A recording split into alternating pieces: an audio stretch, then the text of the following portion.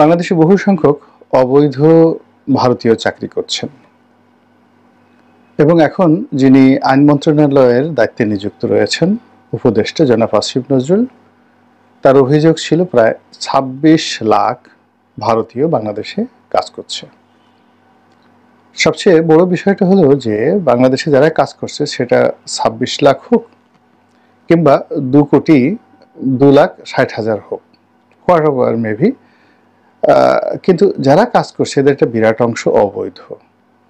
মানে আমাদের বাংলাদেশে যদি ওয়ার্ক পারমিট নিয়ে কাজ করতে হয় এবং এই কাজের যে অর্থ সেটি যদি আবার ব্যাংকের মাধ্যমে রেমিটেন্স করে পাঠাতে হয়, তাহলে যে একটা সিস্টেম থাকে সেই সিস্টেমটা ভারতীয়দের ক্ষেত্রে প্রযোজ্য হচ্ছে না। এখানে গার্মেন্টস সেক্টর থেকে শুরু করে বিভিন্ন সেক্টরে লাখ লাখ ভারতীয় চাকরি করছে যার সত্যিকার অর্থে ডাটা নেই। এটা 2,60,000 হতে পারে, 26 লাখ হতে পারে, অথবা 20 লাখ হতে পারে। এতে আশ্চর্য হওয়ার কিছু নেই। 2 নম্বর হলো যে এই ভারতীয় জনগোষ্ঠীর কারণে আমাদের এখানে গার্মেন্টস সেক্টরে বিরাট বিপর্যয় তৈরি হয়ে যাচ্ছে। অর্থাৎ এখানে একটা সময় আমাদের দেশে শ্রীলঙ্কান এক্সপার্টরা কাজ করতো এবং যারা সব দিক থেকে প্রফেশনাল ছিল, তো তাদের সেই জায়গাটা ভারতীয়রা দখল করেছে এবং দখল করার পরে যেটা হয়, এরা আস্তে আস্তে আস্তে আস্তে বড় বড় গার্মেন্টস কোম্পানিগুলো বা যে ব্যবসাগুলো এখানে সিইও হিসেবে তারা দায়িত্ব পালন করে, প্রধান নির্বাহী হিসাবে কিংবা ধরুন ছোট চাকরি হিসেবে দায়িত্ব পালন করে, তারপর এই ব্যবসাগুলো তারা বুঝে কিছুদিন পরে নিজেরা ব্যবসা শুরু করে, তারপর এই ব্যবসাগুলো বাংলাদেশ থেকে ডাইভার্ট করে ভারতে নিয়ে যায়। এগুলো ব্যবসায়িক সেক্টরে যে কাজটা শ্রীলঙ্কার নাগরিকরা কোনো দিন করেননি।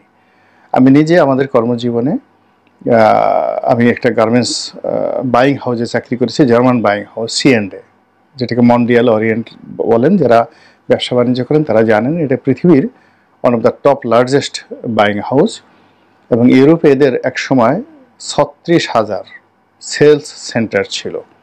অর্থাৎ S&M, আজ আমরা যেভাবে S&Mকে চিনি, 80-এর দশকে 90-এর দশকে তখন সারা পৃথিবীতে C&A ওই ব্র্যান্ডটা ইউরোপে এবং যাকে বলা হয় স্ক্যান্ডিনেভিয়ান কান্ট্রিতে নাম্বার 1 ব্র্যান্ড ছিল মধ্যবিত্ত পরিবারের জন্য C&A। তো ওটার যে বাইং ডিভিশনে আমি চাকরি করেছি এবং আমার সঙ্গে যারা টেকনিক্যাল এক্সপার্ট ছিলেন, মার্চেন্ডাইজিং এক্সপার্ট ছিলেন, তখন সেই 80-এর দশকে সবাই শ্রীলঙ্কান ছিলেন।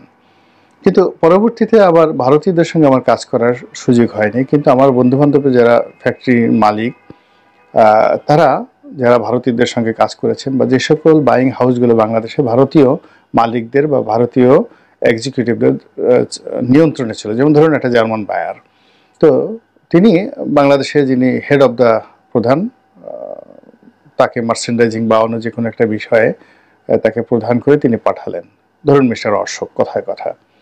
তো অশোক কিছুদিন সে ব্যবসা বাণিজ্য করলো, তারপরে শেষে সে জার্মান বায়ারটাকে ডুবিয়ে দিল। জার্মান বায়ারটাকে ডুবিয়ে দিয়ে, জার্মান বায়ার তো ইউরোপে যেটা হয় সেটা হলো সে বাংলাদেশ থেকে মাল কিনে আলটিমেট হয়তো আরেকজন বায়ারের কাছে বিক্রি করে। তো টোটাল জিনিসটা ভারতীয় সেই বায়ার মিস্টার অশোক বুঝে গেল। বুঝে গিয়ে সে জার্মান বায়ারটাকে সে ডুবিয়ে দিল। ডুবিয়ে দেওয়ার পর নিজে একটা বাইং হাউস খুললো। বাইং হাউস খুলে এরপরে সে কী করলো, এখান থেকে ব্যবসা বাণিজ্য করে দ্বিতীয় দফায় সে গার্মেন্টসগুলোকে ডুবালো। দ্বিতীয় দফাতে গার্মেন্টসগুলোকে ডুবিয়ে তারপরে শেষে তার এই সমস্ত এক্সপার্ট এবং পুঁজি নিয়ে সে তার নিজের দেশে গিয়ে ব্যবসা বাণিজ্য শুরু করলো। এরকম অসংখ্য ঘটনা ঘটেছে আপার লেভেলে। আর লোয়ার লেভেলে যে সকল কর্মকাণ্ড হয়, অর্থাৎ এখানে অনেক ভারতীয় রয়েছেন যারা এখানে বসে বসে ট্রেডিং করেন, চালের বাজার, ডালের বাজার, আলুর বাজার, আমরা ভারতের যে সকল বিষয়াদি রয়েছে সব বিষয় যারা এখানে এজেন্ট রূপে কাজ করেন, এরা কেউ ওয়ার্ক পারমিট নিয়ে কাজ করেন না। এখন এদের সংখ্যা অনেক। আমার কাছে মনে হচ্ছে যেটা হয়তো 26 লাখ হবে না, কিন্তু এটা 10 লাখের নিচেও হবে না। অ্যাটলিস্ট 10 লাখ ভারতীয় এখানে কাজ করে, যারা বাংলাদেশ থেকে প্রথমত তাদের বেতন, দ্বিতীয়ত এদের লভ্যাংশ এবং হুন্ডি করে এখান থেকে টাকা নিয়ে যাওয়া, এই টোটাল কাজটি যেভাবে বাংলাদেশের ফরেন মুদ্রা তারা ড্রেন করছে, এটা অন্য কোনো জাতিগোষ্ঠী করছে না। দ্বিতীয়ত আমাদের বাংলাদেশে যারা চোর, যাদেরকে আমরা টাকা পাচারের জন্য দায়ী করি, তারাও কিন্তু এই কাজগুলো করছে না। ফলে এই বিষয়গুলোর একটা সুরাহা হওয়া দরকার এবং এখন একটা মোক্ষম সময়। দ্বিতীয় যে কারণে এখন এই ভিডিওটা আজকে করছি সেটা হলো ভারতে কিন্তু দেখুন যে বাংলাদেশিদেরকে হেয় করার জন্যে দীর্ঘদিন ধরে তারা নানা প্রচার এবং প্রোপাগান্ডা চালাচ্ছে। বাংলাদেশের লোকজন ফকির, তারা ভারতটাকে খেয়ে ফেলছে, এদেরকে লাথি দিয়ে বের করে দিতে হবে, এবং বাংলাদেশের ৩০ লাখ লোক আসামে বাস করে, এরকম নানা রকম প্রচার এবং প্রোপাগান্ডা ভারত চালাচ্ছে।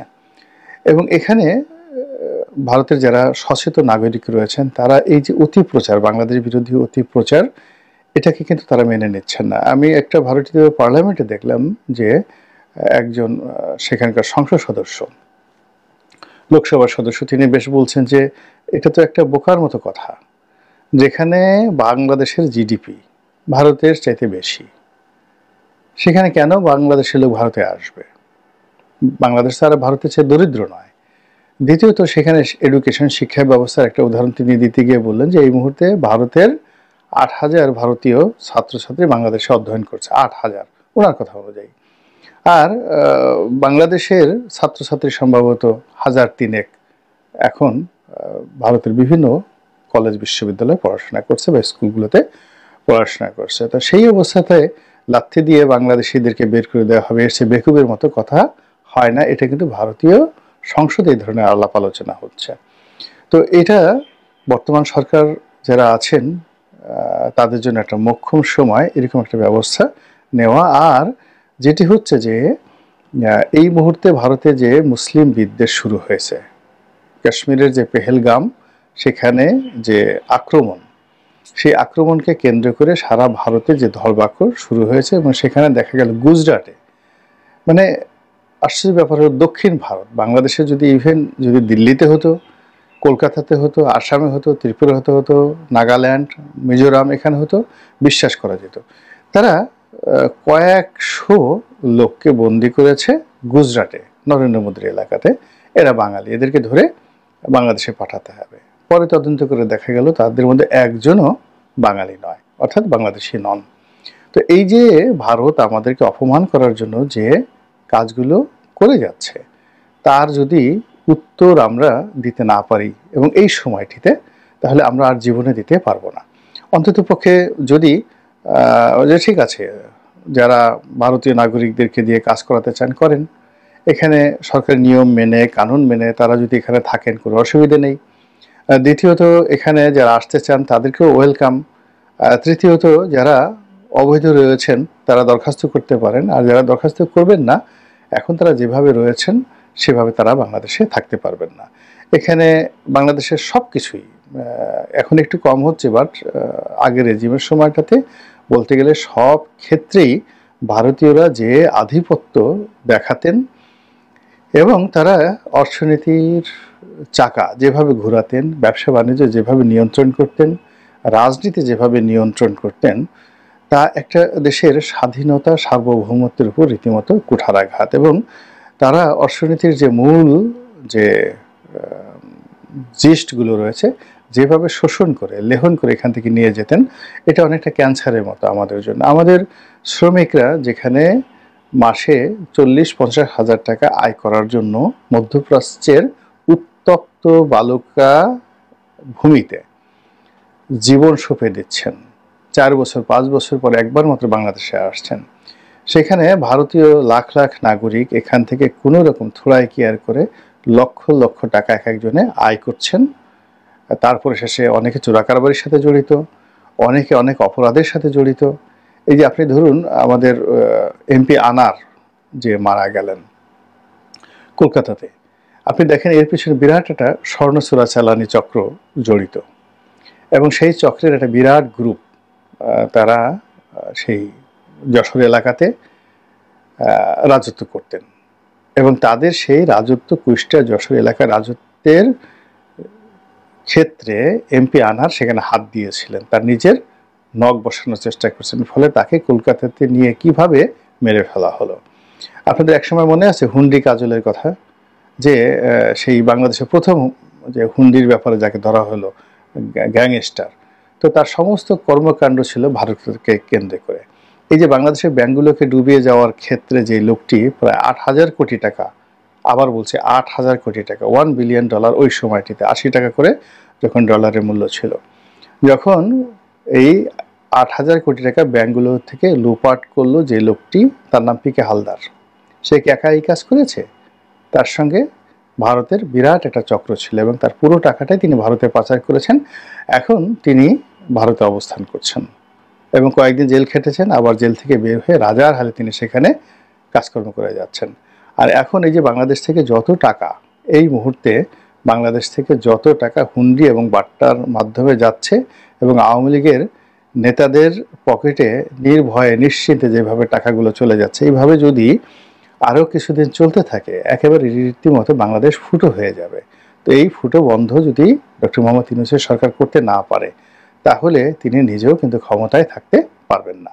কাজেই চোখে চোখ রাখতে হবে, ন্যায়ের পথে চলতে হবে। আমরা কোনো অত্যাচার করতে চাই না, কাউকে অপমানিত করতে চাই না। আমরা বলছি না যে ডোনাল্ড ট্রাম্প যেভাবে পিঠমুড়া করে বেঁধে, তারপর সে কোমরে রশি বেঁধে ভারতীয়দেরকে সেখানে ধরে যারা প্লেনে উঠিয়ে দিয়েছেন, আমরা ওইরকম চাচ্ছি না।